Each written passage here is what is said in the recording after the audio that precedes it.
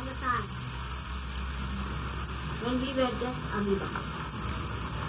Before that, what happened and how we were created, this universe was created, I'll tell you tomorrow morning.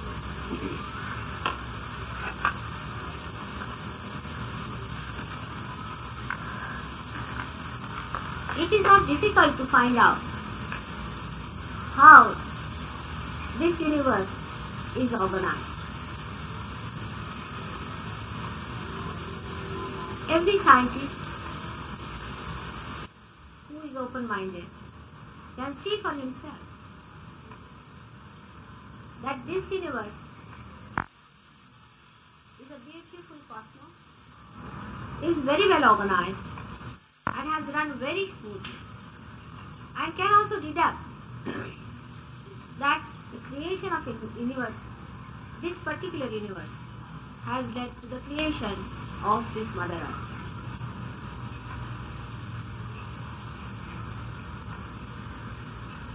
Five million years back, about, this Mother Earth,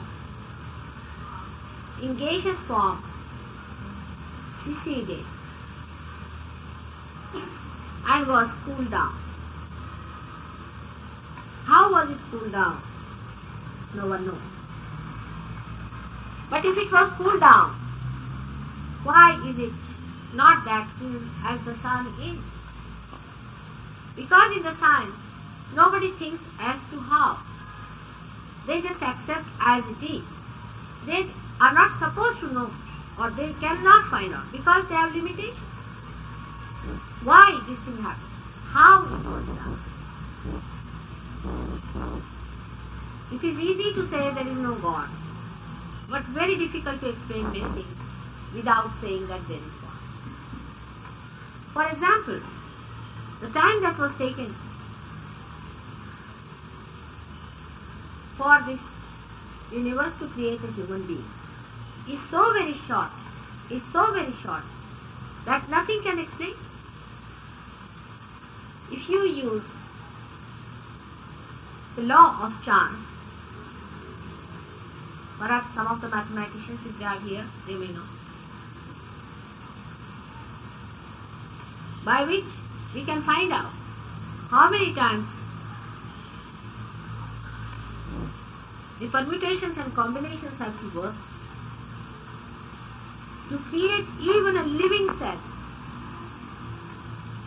For example, in a test tube, if you have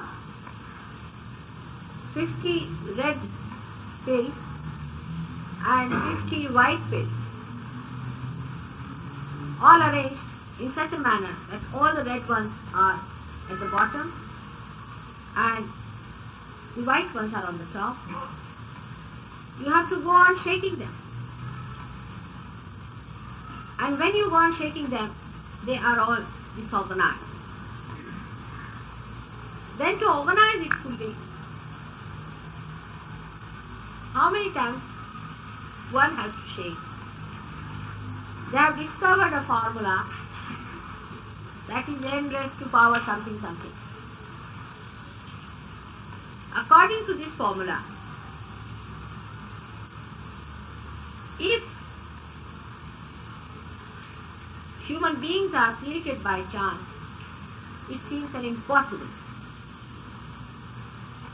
Because the time that is taken so far is so short that only at the most maybe some living cell could have been created. Why? A complicated human being has been created. And so beautifully it is organized within ourselves that it is hard to believe that some juggler was not behind the show. There must have been some scientist who has achieved these results. It could not have been possible by some special hand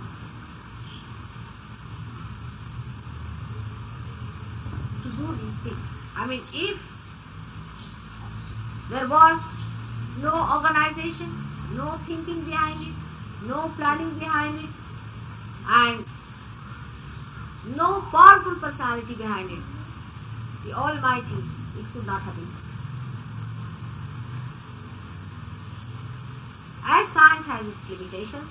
Of course, we cannot find out how it was expedited, how it took place. But we can see that we have achieved something in the field of science by one method. Perhaps that is the method that was used to trigger this also that fast. When I was young, as you are, when I was studying myself, that time I could never have believed that we could ever reach the moon. Nobody could have believed. If anybody would have said that, people would have laughed at such a conjecture. Even today, if you tell my grandmother, she does not believe it. She thinks it's just a story you are telling. But we have reached the moon, no doubt. In this system, we have used a very wonderful system of putting 5 capsules one into another. And the one capsule, the lowest capsule, explodes and triggers the movement of the rest of the 4. Then the second one explodes and gives an acceleration many more times than it was already moving. The speed increases in such a tremendous way that suddenly we find the acceleration is so multiple of the first one that the second one, when it explodes, it gives another push to the gas. Then the third one explodes at a point. Then the fourth one, and the fifth one is the one that contains the spacecraft. This kind of explosion from one to another, through that built-in mechanism, we have been able to achieve this tremendous speed and acceleration. In the same way, our evolution has taken place. We have got this idea without even knowing about our evolution from the unconscious. We have come to know how it has happened. But we cannot correlate both things together. So, in the same way, a human being was created out of amoeba, or amoeba was created out of all the elements in the same manner. We can say that we were made of again of 5 capsules. The first one is the physical. Our physical being. Inside the physical being was kept our mental being. Inside the mental being was kept the emotional being. Inside the emotional being was kept the spiritual being. And inside the spiritual being was kept the spirit. Or our attention, you can say. Kundalini is the one which triggers. That is the one that explodes. So Kundalini is in everything. The Kundalini force in everything. But the best it is, highest it is, the most effective it is in the human beings. Because force to evolve from carbon to amoeba stage, and amoeba to animal stage, and animal stage to human stage exists in everyone. Even in the elements it exists. Because the elements also evolve. We do not know how they evolve, but it happens in the nature. That elements start changing their forms and rings, and they become different elements. The mass changes, but we have no idea because we have no way of measuring the quantum of this change that is taking place. Then the animals also change, Animals change from many fishes. They become reptiles. Out of reptiles, many become mammals. From mammals, many become human beings. Or you can say then monkeys or quadrupeds and then human beings. All this happening takes place. How many are destroyed and how many are transformed? Nobody has measured it and nobody has kept any account of it. Today we talk of a population problem. Perhaps many animals have taken, but you can see the effect of that, the way people are behaving. You can be sure that many animals must have taken lives and they have yet to go lot of evolution and training as a human being to understand the value of human life. But once a human being starts evolving within himself, now we have been human beings, as they say, for 14,000 years. I think it is even more than that. So we have been human beings, say, for 14,000 years. We have been inside growing through our freedom. Human beings are the only people who get freedom to evolve themselves, to understand what is wrong and what is bad. This freedom is granted because without freedom you cannot go any further. For example, when you are studying in the schools, you are told 2 plus 2 is 4. Then you are given tables and you are told that 2 times tables are like this. You remember by heart and it is like this. We do not question that 2 by 10, why is it 2 into 10, why is it 20? We do not question, we just go on and on and on. But when you reach a certain standard of education, say a graduation or a post-graduation standard, then you are given free to write thesis on this subject. Why is it that when you multiply 2 by 10, it is 20? Because you have reached a certain stage of development, at this stage you are given freedom to find out for yourself. That is how you are developed. And then, by this development, you can teach the other people who are coming up. This is the way the evolution has been. So far, you have not felt your evolution. From amoeba to this stage, you have not felt. You do not know how you became a human being. You just take it for granted. Even if you see your eyes, they are so complicated. It's such a complicated organ that if you start studying them, you'll be amazed how things are made. If you just pick a print in my finger, immediately there's a reflex action. It is so nicely built. It is so nicely arranged. It is so quick. It is so efficient that one is surprised and amazed at the wonders of this kind of organization that is this human body. But you see what human beings are. They are inefficiency personified. I sent 4 telegrams to my daughter and today she says that she received 1 telegram after 1 month. Human beings have been given freedom to understand and to develop their own efficiency, to receive the ultimate knowledge of the creator of this creation, the powers of this creation. And that is why a Kundalini is placed in the human beings alone.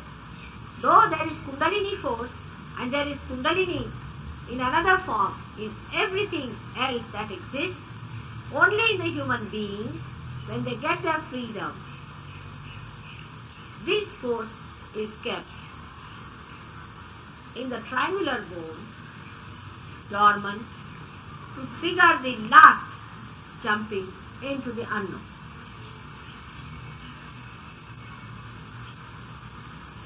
Now this is there. This Kundalini exists.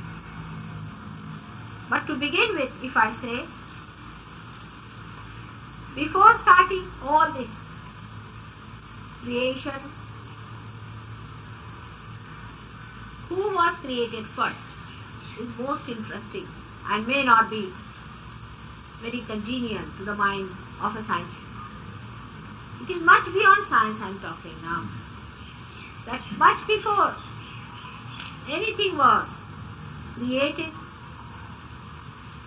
on this earth, holiness was created.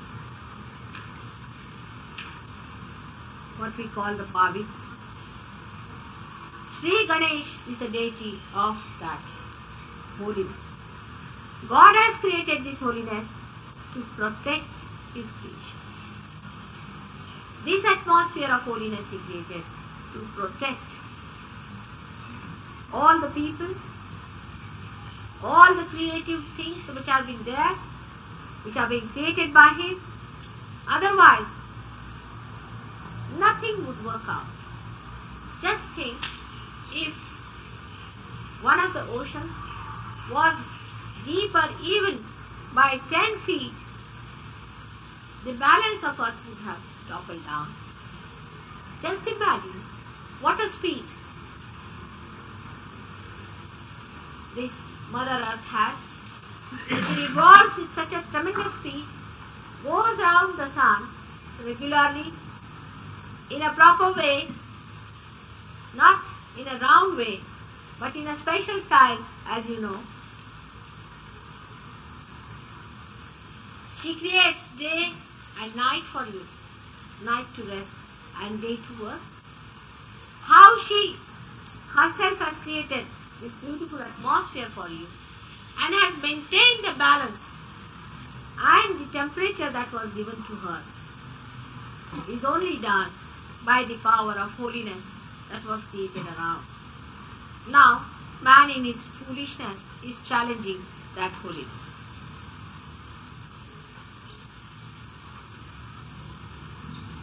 He thinks he can challenge God. That's the sign of his dwarfness. If he had risen that height where he could feel God pulsating in everything, he would never have done that. But before he could reach that state of perfection, he has started talking about God. Who is going to challenge his authority of this stupid man who doesn't want to achieve his perfection and wants to talk big?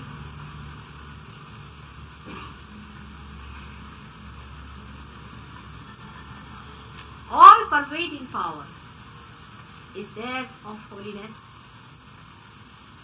which corrects, which guides, which coordinates, which loves, and which organizes everything for you to get this awakening within you. So one must understand how Kundalini awakening is the most important thing that has to happen. Kundalini awakening is the only way you are going to know your spirit, your Atma. This is the most important happening in the history of creation. It's like the garden you spread out.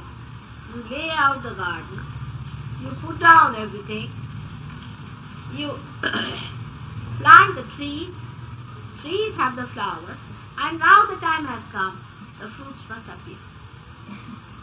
It's the most important thing and has to happen to every individual who is seeking the truth.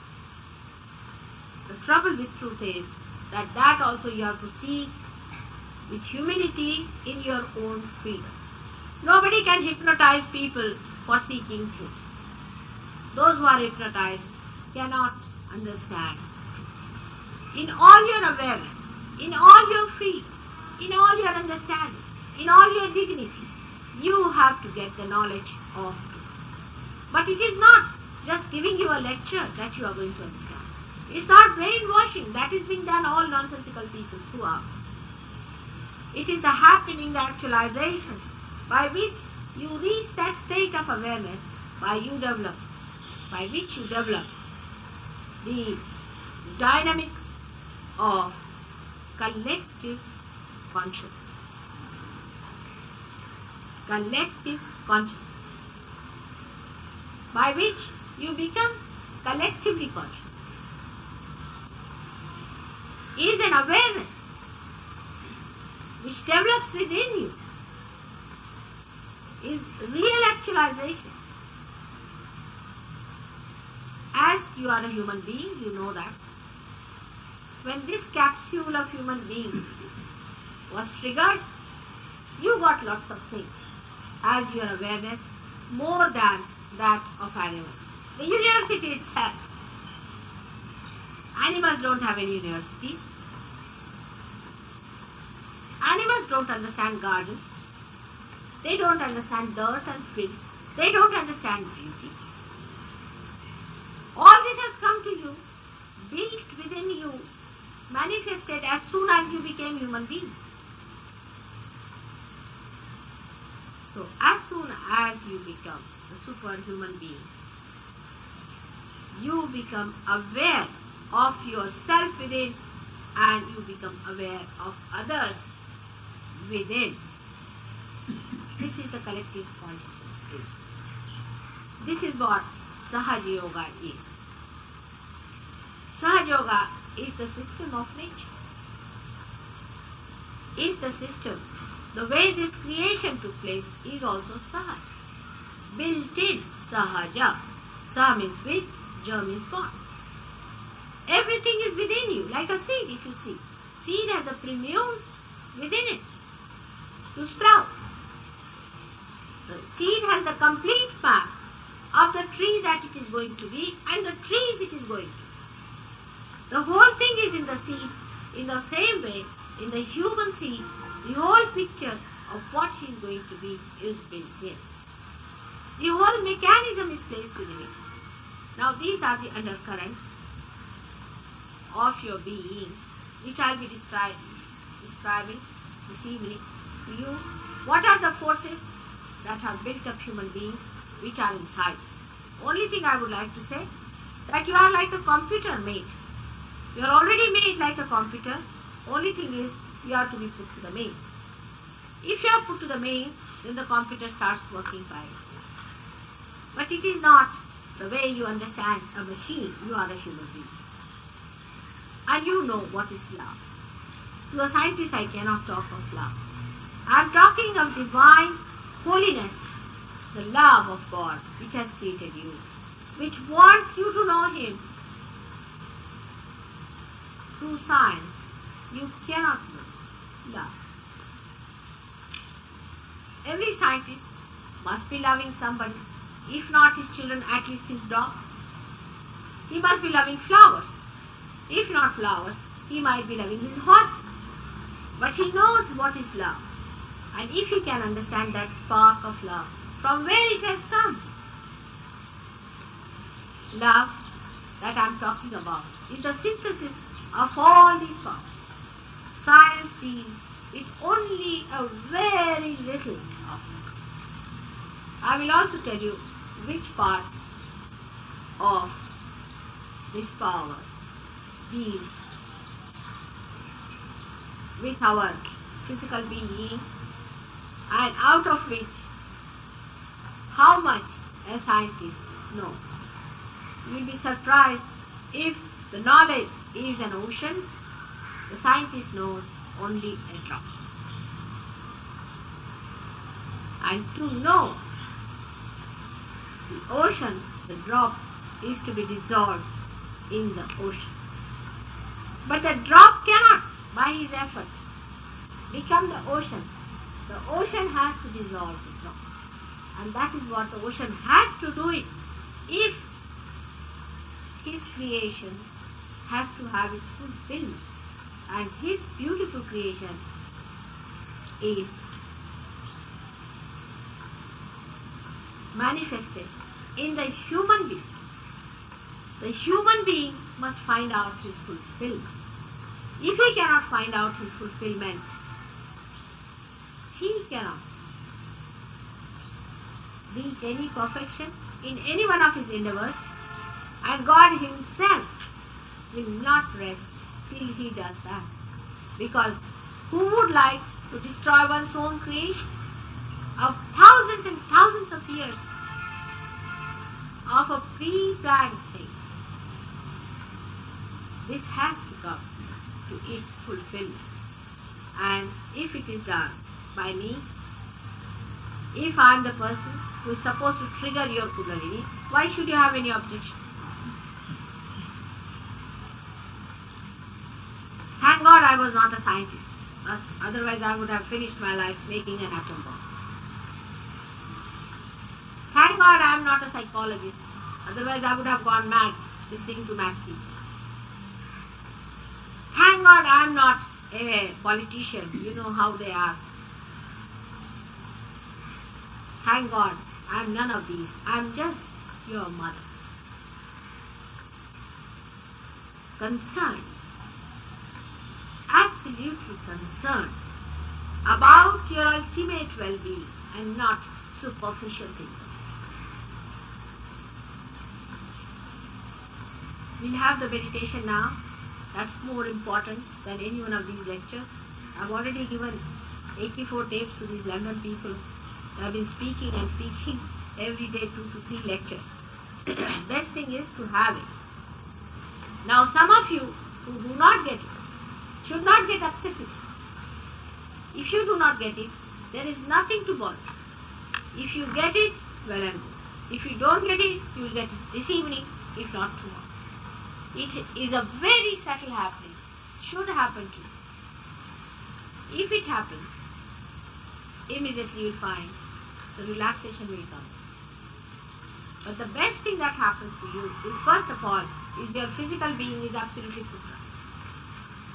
Now this lady now has come here with a very serious disease. If she had come to me earlier, Benji, कहाँ जा रहे हैं? Lecture बस सुना है, जल्दी आ जाइए वापस. Then don't disturb. आ जाओ जल्दी. So if this lady had come to me earlier, she would never have got this disease. If she had come to me and got her realization, she would have been all right today. But she said she did not know about it. What's the use of getting ill and then coming to me, asking for my blessings and all sorts of things, instead of getting your realization first of all and keeping a very good health to begin with? It comes to you as a byproduct. Good health comes to you as a byproduct. It is not the ultimate, because, say now, how you have decorated when I am coming in here. In the same way, if the light has to come, the divine has to shine, your own body is cleansed, is beautified, and is made healthy. That as a byproduct. But that's not the ultimate. The light has to come within you. The reality has to be pulsating within you.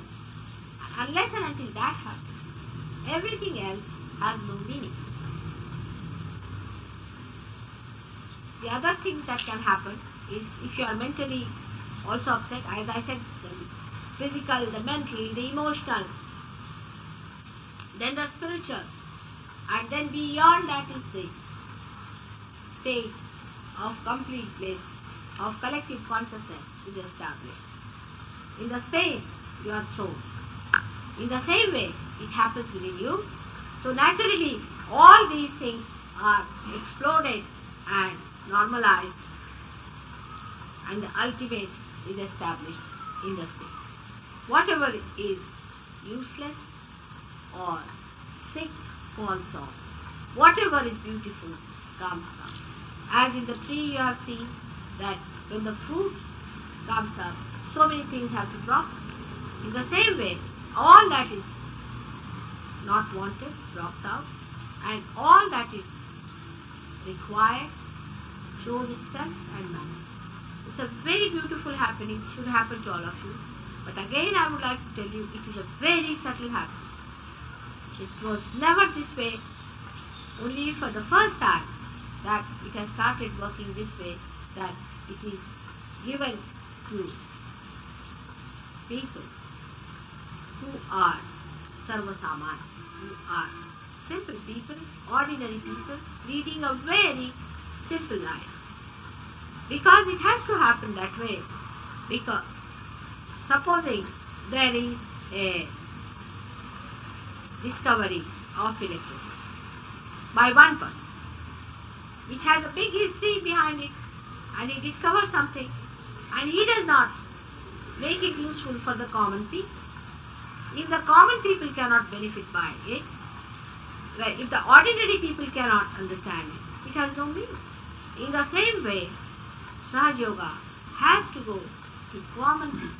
Everybody must understand. Otherwise, people like Christ were crucified, nobody understood him. People like Kabira, nobody understood. People like Nanaka was tortured. People like Muhammad Sahib was given poisons.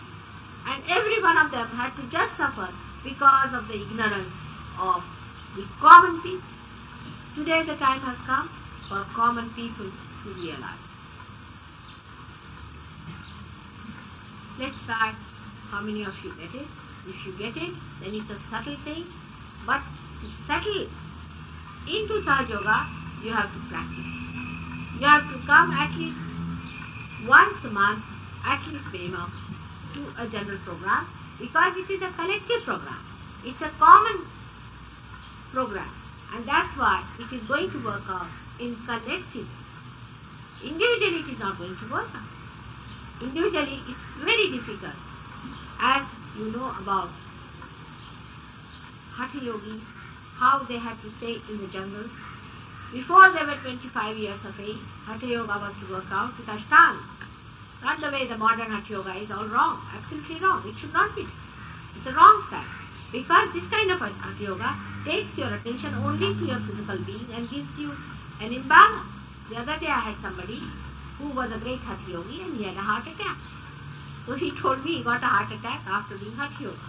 So I said, then what did he do? He said, they gave me another yoga to remove this heart attack. And when he came before me, he was shaking, just like this. So I told him, ask the man who is shaking. And this man was a possessed man from a lunatic asylum. I said, this is what had happened to your nerves. Why? Who had asked you to break your neck for nothing at all? There was no need for you to go to such extremes. You should have just waited. You would have got your realization. Of course, asanas also have a play, but you must understand the complete shastra, complete science of all these things must be understood. But that is after realization, not before. For example, you are suffering from stomach problem, and if you start using asana for your neck, you had it. Your neck will be gone and your stomach will be gone. So there is a big science behind it. And those who understand the science do not use it for such a long time, every day, religiously. There is no need to. Whenever there is some need, then only take the medicine. Do you go on staying in a medicine shop all your life just to keep healthy? Same thing is about mantra. Mantra also has got a very big science. Once you understand that science, that is the big thing. Without realization, mantra also has no meaning. Those who give you mantras are people who are absent. They don't understand any meaning of mantra, I can tell you. Because I have seen the way they have ruined the chakras and things, and the kundalini doesn't rise. The basic thing is that your kundalini must rise. Those people who spoil your kundalini, I do not like them at all. Some of them spoil because they are naive. They don't know what to do about kundalini because they are not authorized. They are not holy people. They are not realized souls. They are not supposed to do it. So they spoil your kundalini. They make money out of it. Because anybody can sell anything, you see. Anybody can say, I am a kundalini awakener. What can you do about a person? God is not going to come and arrest you for that. You are arrested in a way. But that's a very subtle way of arresting which nobody understands. That these are the punishments of our wrongdoing. Those who try to do it in a naive way can be forgiven. Even those who make money, I can forgive them because this is a silly thing that's going on everywhere. But those who do it deliberately are definitely the devils. I call them Danavas, the Rakshasas. Because deliberately to spoil somebody's kundalini, just to entice them and to hypnotize them to use for your own purpose is absolutely Satan, is against the purpose of God. And that's why I call them as the devil. So let us have the experience. You put your hands towards me and